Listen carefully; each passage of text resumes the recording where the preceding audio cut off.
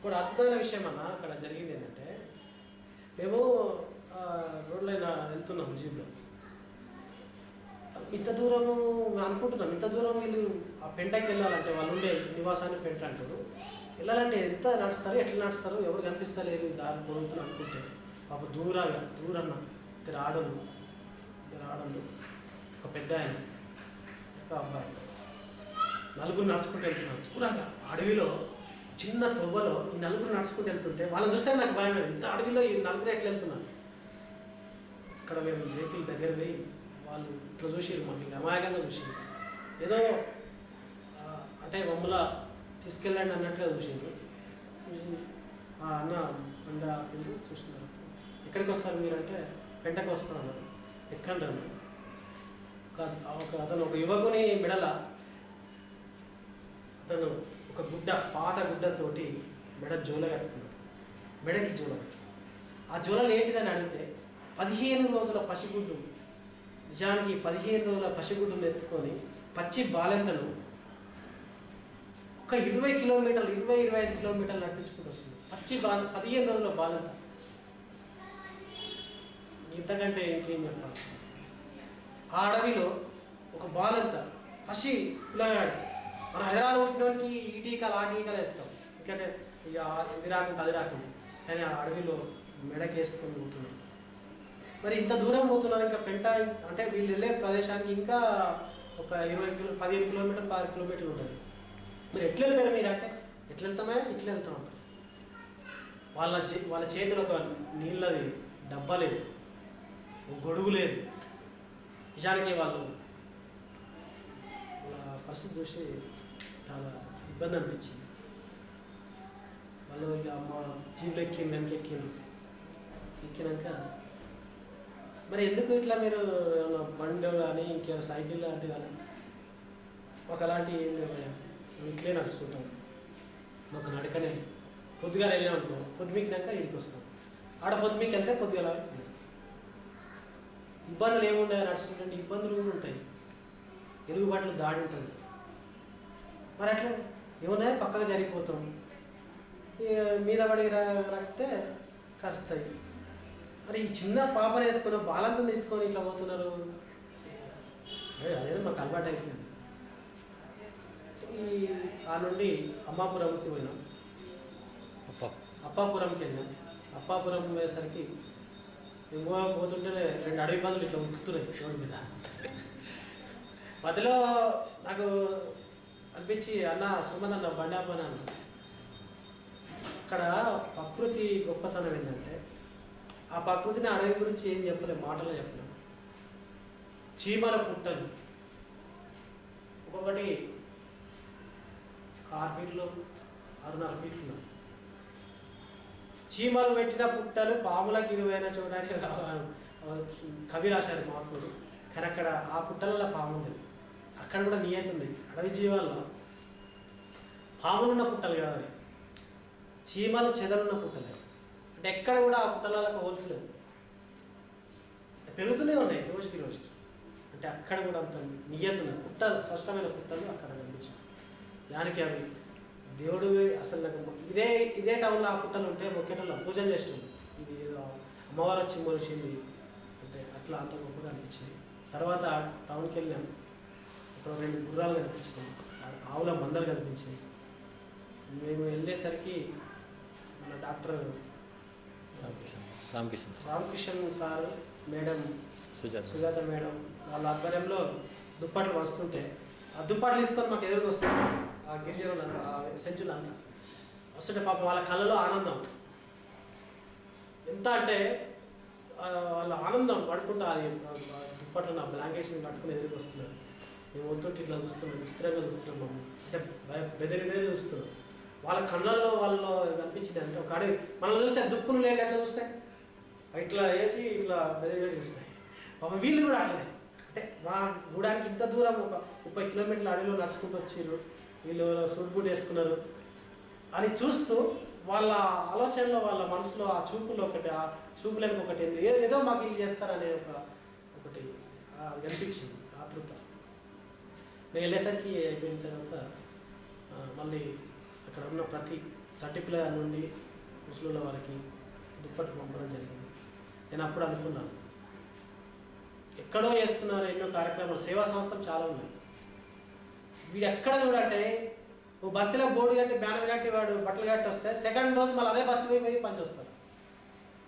ఏదైనా గ్రామానికి వాడు తాగునీటి కోసం బోరింగ్ వేస్తే మళ్ళీ ఇంకో నెల సంవత్సరం ఇంకోటి అదే గ్రామంలో బోరింగ్ వేస్తారు, బోర్వెల్ మంచినీటి కోసం. కానీ ఇక్కడ ఈ అడవిలో అడవి జీవాల్లో మమేకమై జీవిస్తున్నటువంటి సెంచుల కోసం వీళ్ళు కరెక్ట్ చేసేది ఎన్ఆర్ఐ వాళ్ళు దానికి వీళ్ళకు దండం పెట్టాలి.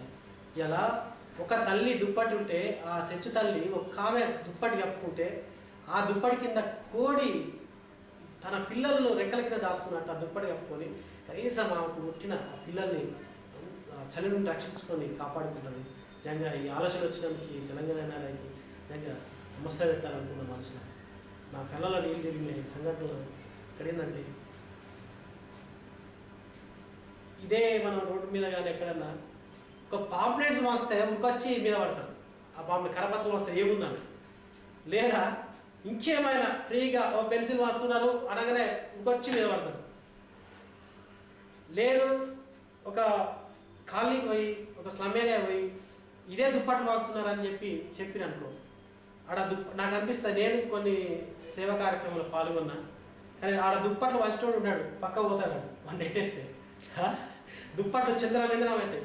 ఎవరికి ఇవ్వాలో వాళ్ళకి అందవు. కానీ అక్కడ దుప్పట్లు తీసుకోండి అని ఇట్లా ఇస్తేనే వాళ్ళు తీసుకుంటారు.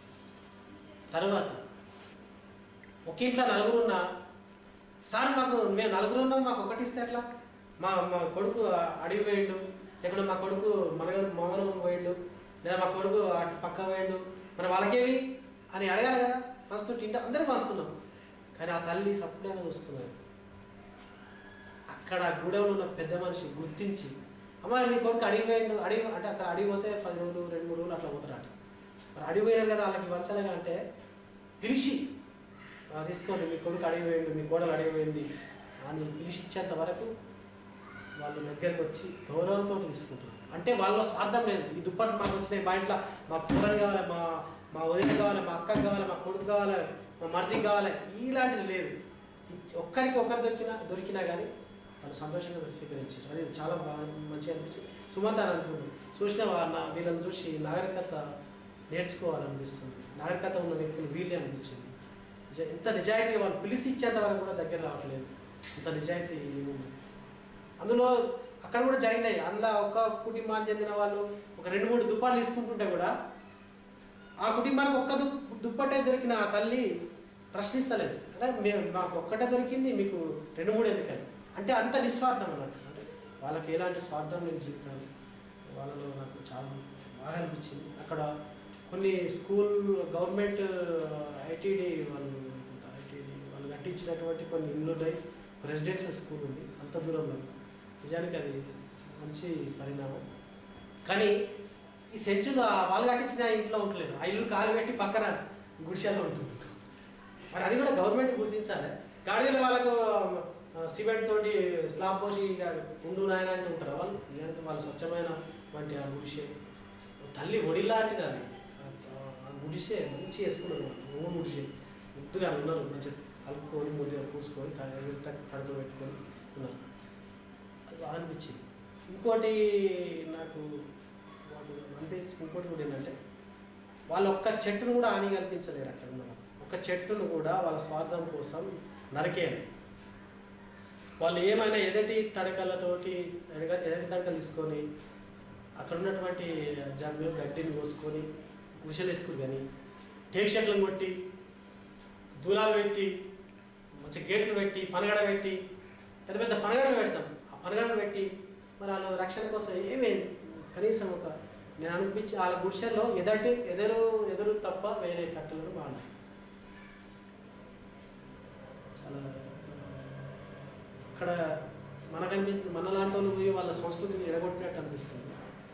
ఇంతకుముందు మీరు అన్నారు వాళ్ళ డ్రెస్సింగ్ చూస్తే ఏదో ఇంటీరియర్ ప్లేస్గా ఉన్నారు. అది ఏం చేస్తారు, పొద్దున్న వేస్తే వాళ్ళ అంగడికి వస్తే అంగడిలో బట్టలు మనం పెడుతుంటాం. వాళ్ళు వారానికి ఒకసారి వాళ్ళ సంత ఉంటుందట, వాళ్ళు తీసిన బంక, వాళ్ళు తీసినటువంటి ఉసిరిగా, వాళ్ళు తీసిన ఉప్పు, వాళ్ళు తీసినటువంటి అన్నీ అడవి సేకరించిన వస్తువులన్నీ ఇక్కడ అమ్ముకొని అక్కడ చుట్టుపక్కల ఉన్న మనం చెప్తున్నాం కదా ఇక్కడ ఈ మన సమాజం ఏముంటుందా ఇలా ఐటీడీ వాళ్ళ సంత ఉంటుంది అక్కడ సెంచులు వచ్చి అలా సరుకులను అమ్ముకొని వాళ్ళు డబ్బులు తీసుకొని వాళ్ళు కావాల్సినవి మళ్ళీ ఉప్పు పప్పు కొనుక్కపోతారని తెలుసు.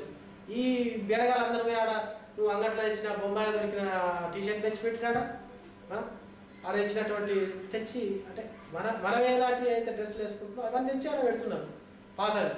వీళ్ళు ఏదో పాపం అమ్ముకొని అలా యూత్ కూడా ఉన్నారు 10 రూపాయలకి 20 రూపాయలు 50 రూపాయలు వస్తే అలాంటి సేకరించి వేసుకోవడం జరుగుతుంది. అంటే ఆ సంస్కృతి కూడా మనం నేర్పుతున్నాం. అంటే నాకైతే సెంచులు మారకుండా అట్లనే ఉండాలంటే అట్లా కూడా ఉండదు. మరి వాళ్ళు బట్టలు లేకుండా కూడా ఉండద్దు.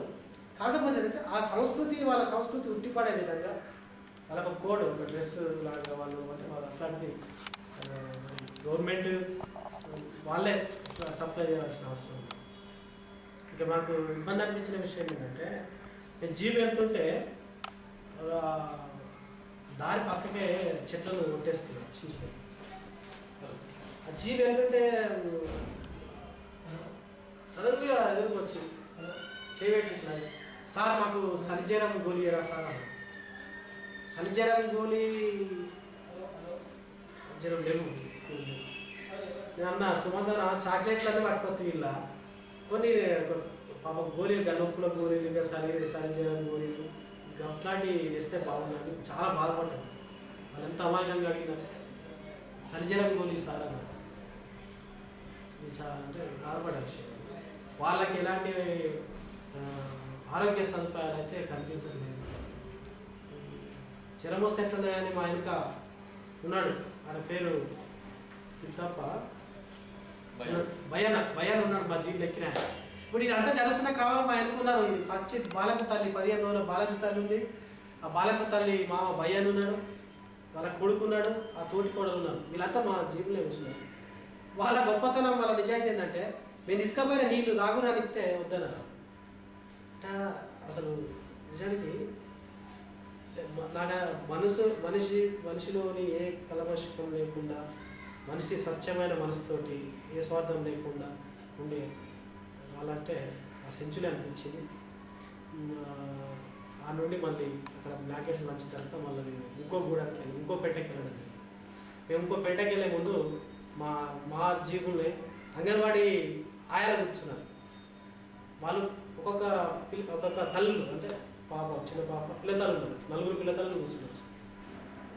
వాళ్ళు మేము వస్తుంటే అమ్మ ఈ అడివంతున్నది మరి ఇలా ఏ షర్ట్లు మాకు పేర్లు చెప్పుకున్నట్టే మేము వస్తా అంటే జీబులు వస్తారు. ఓసారి అది ఆ షర్టు, ఓసారి ఈ షర్ట్ అని మాకు మంచిగా పేర్లన్నీ చెప్పారు. అది మద్ది షర్టు, అది టేక్ షర్టు, ఇది విప్పపూ షర్టు, అది అని వాళ్ళు గుర్తులే కానీ అడవిని పరిచయం చేశారు. అద్భుతంగా కనీసం ఒక 100 చెట్ల పేర్లు చెప్పారు. అక్కడ అడవి కందల దుంపల పేర్లు చెప్పారు. తర్వాత అడవి మల్లెల పేర్లు చెప్పారు, పువ్వుల పేర్లు చెప్పారు. అంటే అదొక స్వర్గలోకం అని ఇంతకుముందే అన్న. ఆ స్వర్గలోకాన్ని గురించి పోల్చడం